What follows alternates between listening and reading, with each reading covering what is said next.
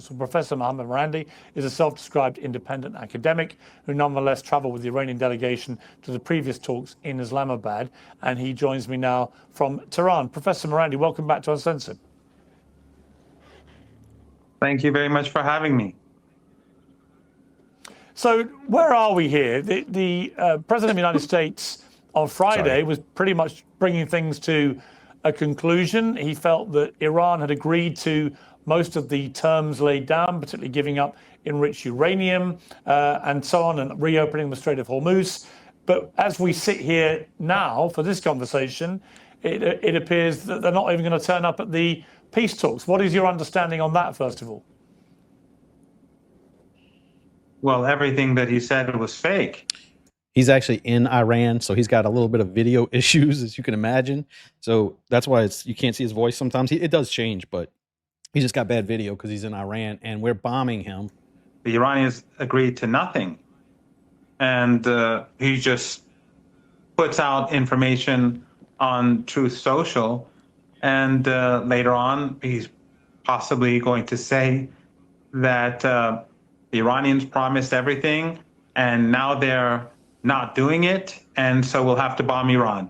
And then people like yourself and others in the Western media will continue to demonize Iran and to attack anyone who defends Iran, and we'll have another war. How long can Iran sustain more warfare, and in particular economic warfare involving the Strait of Hormuz? I mean, if Iran can't get its energy out whilst also depriving other people of theirs, how long can it economically sustain that kind of thing?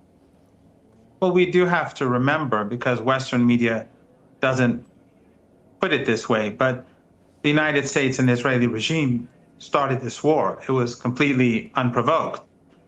And 3,300, 400 Iranians were murdered in this round. And this is not even the first war. This is the second war that they waged on us in less than, in less than a year. So if the Strait of Hormuz is closed, it's because, first of all, it was never fully closed. The Iranians closed it to a lot of the shipping by countries that were hosting US bases. And I think if you were in Iran's place, you did the same. Those countries in the Persian Gulf that assisted the United States in waging war against the people, in Kuwait, the Emirates, Qatar, Saudi Arabia, and Bahrain, without them, the United States and Trump could not wage the war. So their shipping obviously is not going to have priority. But the strait wasn't fully closed. The Iraqis were able to use it. The Iranians used it. The Chinese used it. Others who weren't waging war against Iran were using it.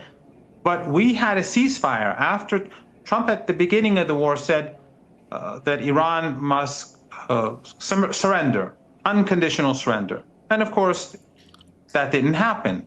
And then ultimately, after almost 40 days, the United States accepted the Iranian 10-point plan as the framework for discussion. And of course, Trump didn't do it in practice because he's dishonest, and so is the Trump regime. Yeah. After that, we had a ceasefire. In that ceasefire, Iran was supposed to open up the Strait of Hormuz to ship to more ships, including those countries that host bases.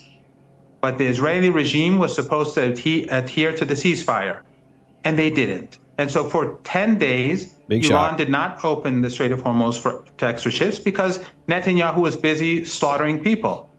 And then when finally he was forced to accept the ceasefire, Iran said they're going to open up the strait for extra shipping. And then Trump said, but he's going to keep the siege on Iranian ports. Well, that's a violation of the deal too. So if he's going to impose a siege, the Iranians are not going to open up the strait.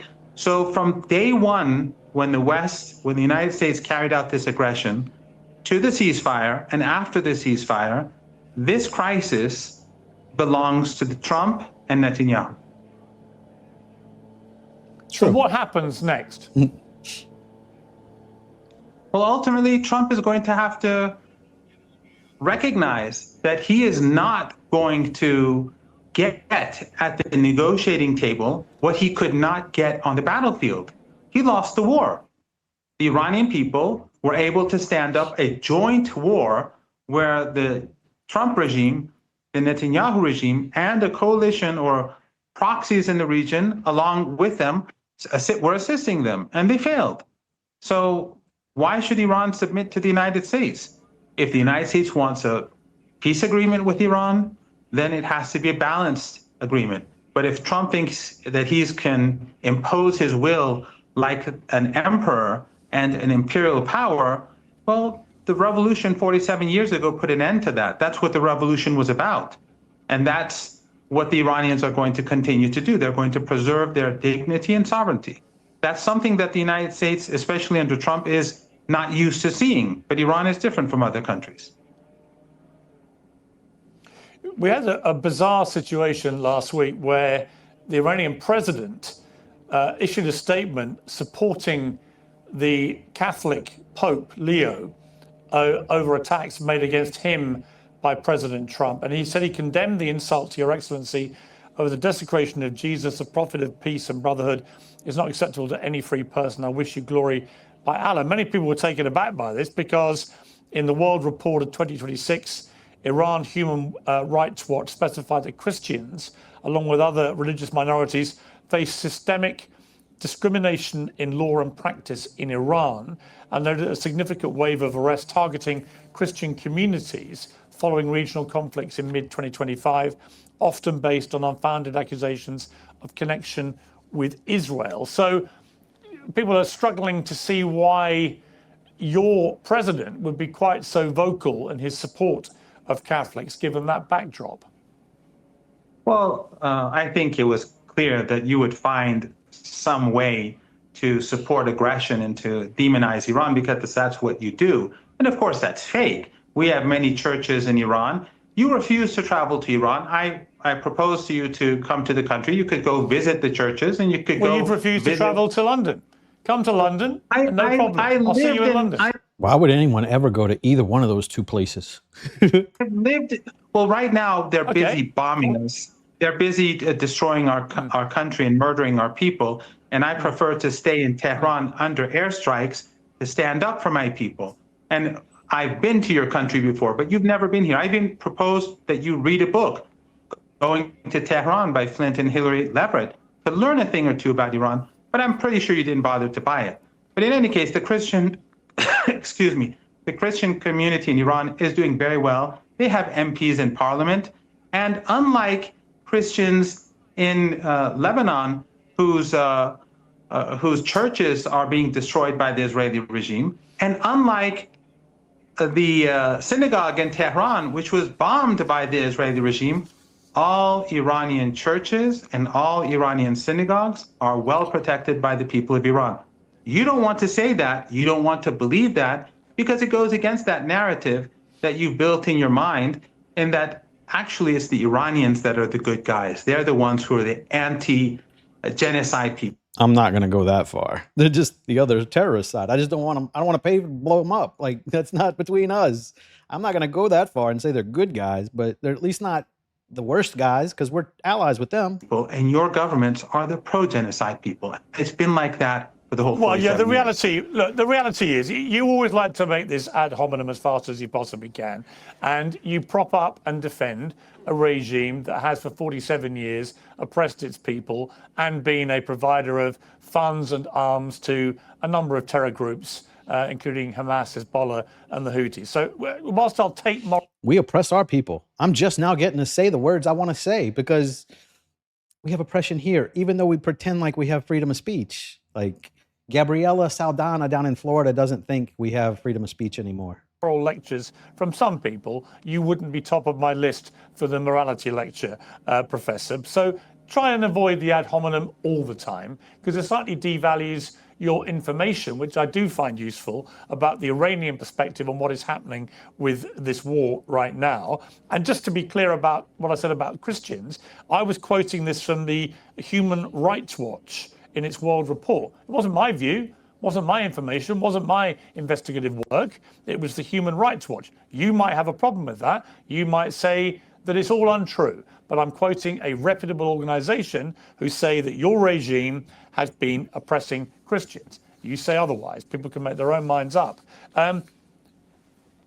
I can only assume that if there were substantive peace talks that are about to happen imminently, you might be involved in a delegation. Am I right to assume that? Well, first, I have to respond. I don't really want to lecture you because I don't think you're the sort of person who would ever change. You're so narrow-minded that you refuse to set foot in Iran. And I'm sure you haven't read the book that I offered you to read. It wasn't written by an Iranian or someone on the Iranian payroll. It was written by two Americans, one of whom is Jewish. But in any case, of course, I don't accept Human Rights Watch. Go and look at where the funding comes from.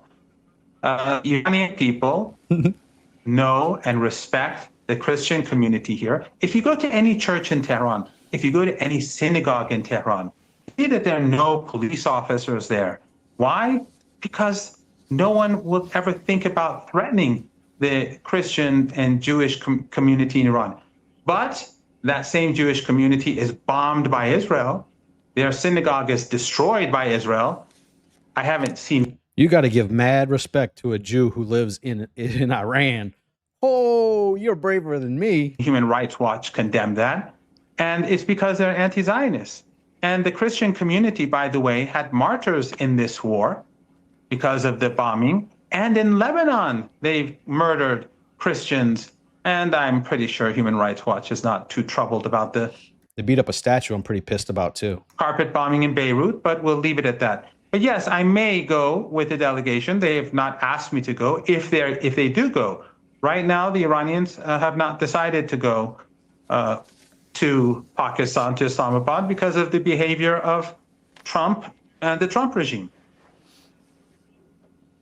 So we have a situation here where YouTube has terminated the channel belonging to Explosive Media, the pro-Tehran group that got quite infamous for its Lego-themed animations mocking President Trump and the US war effort. Let's take a look at some of their stuff to remind viewers.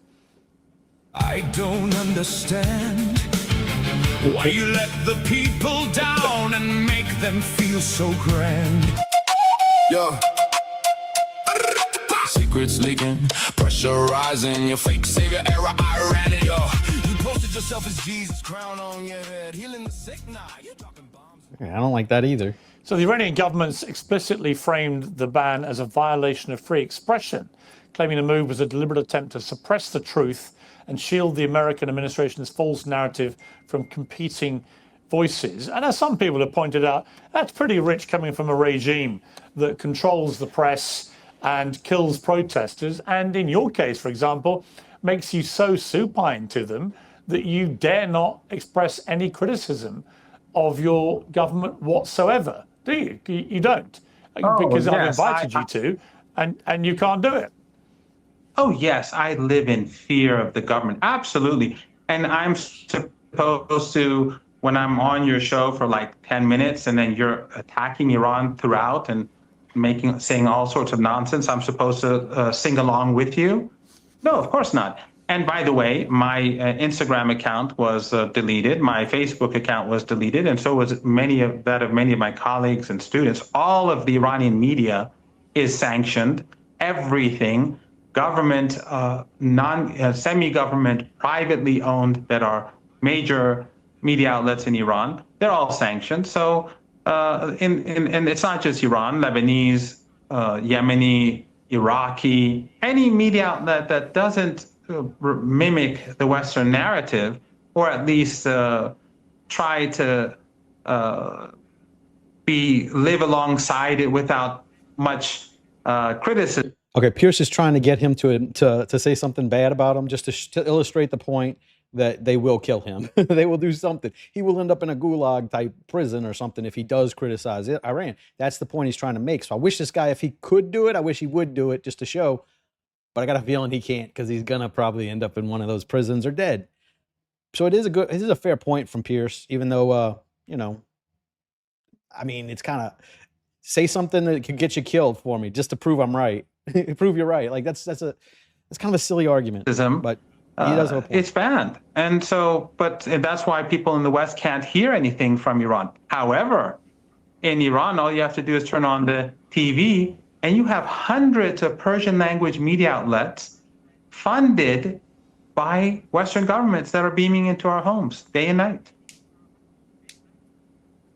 Okay, can you, out of interest, can you name me a high-profile comedy show in Iran that mocks the? I can't name a funny one in America. We don't have funny shows here, Pierce.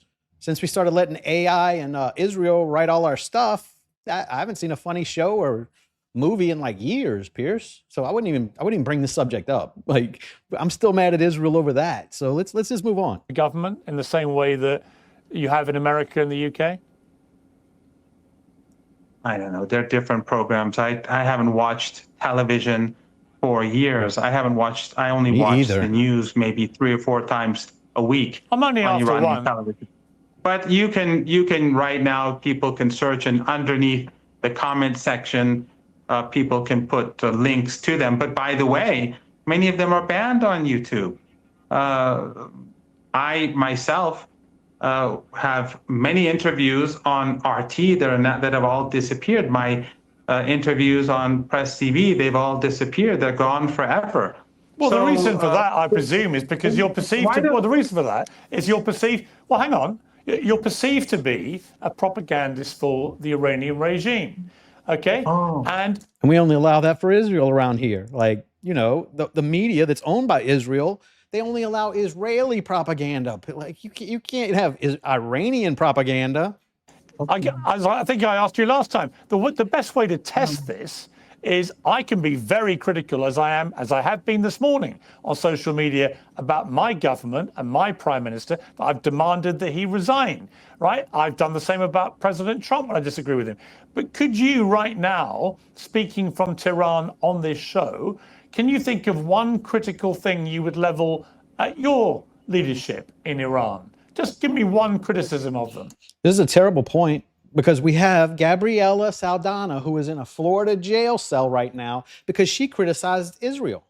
So we don't have freedom of speech here either, Piers. So what are you even asking this question for? You're not going to prove any point.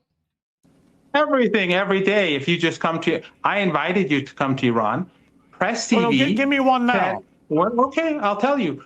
Press TV has said they'll broadcast live a debate between you and me for hours.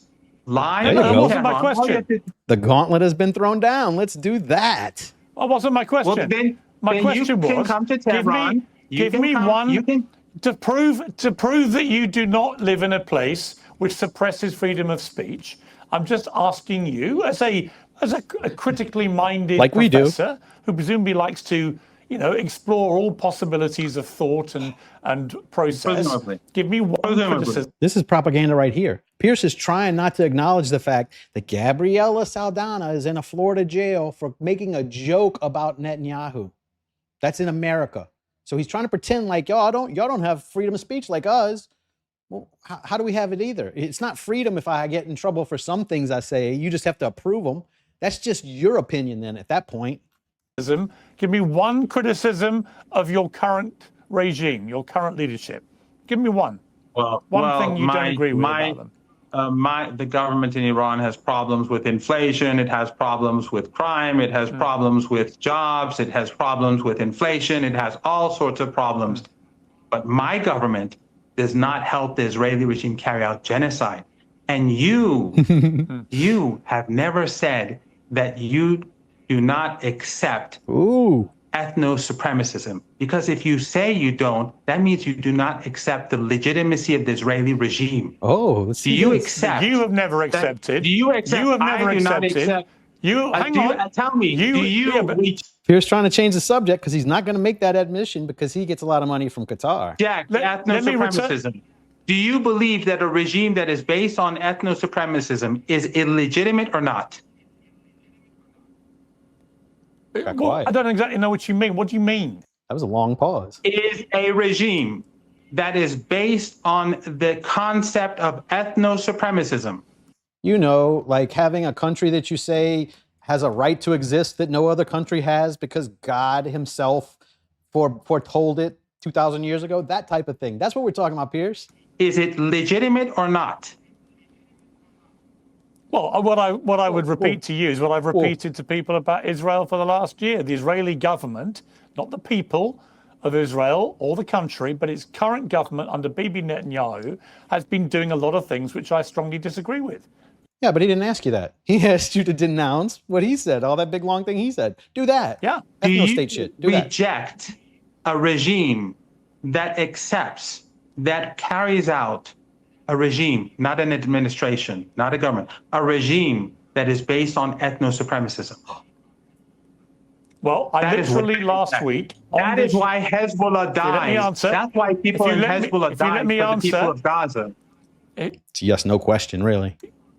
Fine. If you let me answer, only last week I attacked the Israeli government and Ben-Gvir in particular for the way they brought in a new law which would only kill Palestinians who they deemed terrorists, execute them with the death penalty, but not Israelis. So denounce it then. Do what he just said and denounce it since you agree. Do that, Piers, because this is a distraction. If not, it's a pivot of sorts.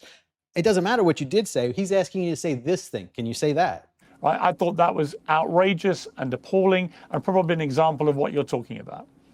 You know, if you were talking about apartheid South Africa like this, or if anyone was, you would be attacking them. If anyone had given me the same answer when I said, you accept a regime that's based on racial superiority or on racial preferences or hierarchy, you would have been totally aggressive and rejected it outright. I've literally just told you. You didn't obviously watch it. You didn't. You obviously didn't watch it. I've literally just told you. I've literally just told you that. He didn't ask for that. He asked you to denounce the ethnocentric regime or whatever. Do that. Why won't you do that? It's very funny. You won't do that. Last week, I did exactly that. About a law. I'll do that. If you set up your society where like certain people are better because they have better blood in them or better like whatever you'd call that, their ethnicity is better, then yeah, I denounce that. Like you should not have a multi-tiered fucking society. You know, here it's just a regular people and elites. That's all we have, you know, as regular people to follow the laws and the elites to not follow them and give us rules to follow that they don't. That's a law. I'm talking about the regime itself. That law is only brought about because of the nature of the regime. That's why people rape others, Palestinians in prison, and they're treated as heroes. And what about your regime? What about your regime? My lovely regime of theocratic fascists who murder thousands of protesters for protesting against them? What about? We murdered a few here too. Like at the same time we were threatening to bomb them because they were going to do it. We were killing a few here. So let's not get off. Let's not pretend like our horse is that high, Piers. I know. Okay, let me go. First of all, you're hiding the fact that you could not answer this question by saying this. However, I'm glad you raised this. This nonsense was all created in order to justify this war. Trump himself, just a couple of weeks ago, said that he sent weapons to the so-called protesters. How is it possible if those protests were organic and they were spontaneous? Oh, it's okay. He thinks somebody else stole them, so it's all right. He just gave weapons to somebody he doesn't know now. No, those weapons got there. That's why all those protesters are dead, because that was AstroTurf. They needed weapons. How did he know who they were? How many protesters did your regime kill? How did he know? How many did you kill? How did he know that they even use weapons, that they could use weapons? It was because how many of your protesters did your regime kill? Because he was afraid. You're afraid to accept the fact that he knew, and his intelligence agency knew, Answer my and simple the Israeli question. intelligence agency knew that these were not how many thousands of protesters. How many thousands of protesters did your regime slaughter in January? As if America cares. Like, we really don't care if you kill a couple of your protesters in your country. We really don't. Like, there's all kind of fucked up shit going on in the world. We don't go and bomb Ethiopia for starving their people. We don't go bomb. Like, it's just crazy. That's crazy talk. You can marry an 8-year-old in Saudi Arabia, and we're allies with them. So we don't pretend like we care about what these people do in their country. That's bullshit. No peaceful protesters. No peaceful protesters were slaughtered by the police. In fact, the first 2 days. No. What a disgusting lie. You are the What a disgusting person lie. who supports This is why. ethno-supremacism. This is why people call you You a support stooge and ethno-supremacism. propagandist for the regime. His point is they're not peaceful protesters if America arms them with guns so they can come commit violence. That's what happened. Trump even admitted he gave them weapons. He just pretended like somebody else stole them. But they had weapons, so they came from somewhere. Where did they come from? From us. Because it was just done. He got them to do that to get a reason to go in. Only an idiot can't see that. Exactly. You're the stooge for the Zionist regime. We did nothing wrong. As if the CIA wasn't delivering those weapons to them. This is what they do. No peaceful protesters got killed. No, And I you didn't smirk say as that. you say it. No, You did. you're fabricating. I said they did not massacre peaceful protesters. The people that your government supported and gave weapons to, they carried out an armed insurrection. 3,107. Trump does like those. And I'm not saying January 6th was an insurrection. It's just a joke. 17 Calm people down. were killed, including hundreds of police officers and a couple of thousand innocent bystanders by people that your government armed. Your governments armed these people. Your governments murdered them. But you want to distract attention away from your own crimes, just like you're not willing to say anything about ethno-supremacism in Palestine. Okay, we'll leave it there. Okay. The truth is, people can see through it, Professor Marandi. I'm They know sure they will. government. They know a government. They know a government stooge and propagandist when they see and hear one. Yeah. And let the record I'm here show in that you have Tehran. not He's got his own Under show, your Piers bombs. Morgan. You've given. I'm in here in Tehran Let the under your record bombs. show. Let the record show that once again you have not leveled. that when you've you not were leveled slandering Iran, I was in You've Tehran. not given. You've not leveled Under your any bombs. criticism at your own regime once Yeah, again right. because you're not. He did. He said they have inflation, they have crime issues. He had a bunch of complaints about his own country. Piers, you wouldn't denounce his thing. So I think technically that means this little guy whooped your ass because you look like an idiot. You can't even admit it you criticize the law. That's law. That's what he's talking about. Ethnocentric like bullshit. He's saying that your worth is determined by your ethnicity, and that you have more worth if you're Jewish. That's what he's trying to say, and that's what Israel does. They make laws where you can't get in trouble if you're Jewish, but if you're Muslim, you can. That's what he's talking about. Why can't you denounce that? Because Qatar money. That's why. But I'm gonna cut this here. I'll be back on Monday. Come check me out. You get to see the dog again. He's always here. He's just usually sleeping. But he is the best co-host in the game because he doesn't interrupt ever. So I'm gonna let him take the show out. Let me get him up. Hold on.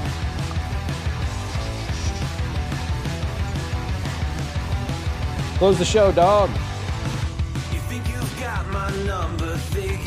Peace. I'll see you on Monday.